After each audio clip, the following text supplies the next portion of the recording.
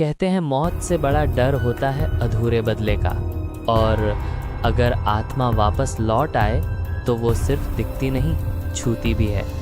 ये कहानी है कुंदर घाट नाम के पहाड़ी गांव की, जहां आज भी लोग एक लड़की का नाम लेते हुए कांप उठते हैं, सुरभि।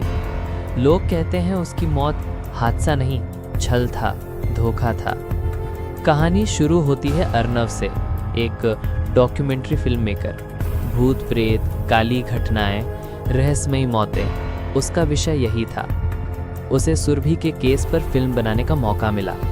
गांव वालों ने रोका, कहा वहां मत जाना, पर अर्नव हंसकर बोला, डर से आगे ही तो कहानी है। और वो अकेला निकल पड़ा सुरभि की हवेली की ओर। टूटी हुई हवेली, आधा लटका दरवाज़ा, चारों तरफ धूल, जाले और सन्नाटा। अर्नव कैमरा ऑन करता है, टॉर्च चलाता है और अंदर कदम रखता है। हवा में सीलन थी, दीवारों पर लंबे खुरचों के निशान थे, जैसे किसी ने नाखूनों से दीवार नोची हो। अचानक ऊपर से धीमी धीमी रोने की आवाज़ आती है। अर्नव रुकता है, लेकिन जिज्ञासा उसे सीढ़ियों की ओर खींच लेती है।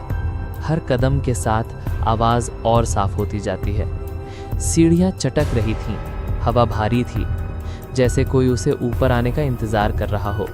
ऊपर एक कमरा, दरवाज़ा आधा खुला, अंदर एक पुरानी डायरी पड़ी थी। अर्नव धूल झाड़कर पन्ने पलटता है। आखिरी पेज पर लिखा था, मैंने किसी को धोखा नहीं दिया, मुझे ही धोखा मिला है। अगर मैं बची नहीं तो मैं लौटूंगी, एक एक से बदला लेने। नीचे 3 नाम, राघव, मनोज, वीरा। अर्नव डायरी पढ़ ही रहा था कि पीछे से दरवाज़ा खुद ब खुद बंद हो गया। अंधेरा, कैमरा गिरने की आवाज़, टॉर्च की रोशनी कांप रही थी। धीरे धीरे रोशनी के दायरे में कुछ दिखा। लंबे भीगे बाल, सफ़ेद चीर फाड़ा सा लिबास, लाल और खाली आंखें। वो साया अर्नव के बिल्कुल पास, उसकी सांसें ठंडी, उसकी आवाज़ फुसफुसाहट जैसी, मेरा बदला अभी बाकी है। अगले ही दिन खबर फैली, राघव की लाश नदी किनारे मिली, शरीर पर वही नाखूनों जैसे निशान। उसके अगले दिन मनोज भी मरा मिला, जूते उल्टे, गर्दन टेढ़ी, चेहरे पर डर जमा हुआ था। गांव में दहशत, लोग घर से बाहर निकलने से डरने लगे। सुरभि की आत्मा सड़कों पर दिखने लगी, सफ़ेद कपड़े, खुले बाल और लाल आंखें, रात को 12 बजे के बाद। अर्नव समझ चुका था, तीसरा नाम वीरा अभी जिंदा है और बदला अधूरा। वो वीरा को चेतावनी देने गया, पर वीरा हंसता रहा, बोला ये सब कहानियां हैं, भूत क्या कर लेगा। रात के 12:15 हुए थे। अर्नव वीरा के घर के बाहर बैठा था। अचानक घर के अंदर से चीख। अर्नव दौड़ता है, दरवाज़ा तोड़ता है। कमरे में हवा तूफान जैसी घूम रही थी।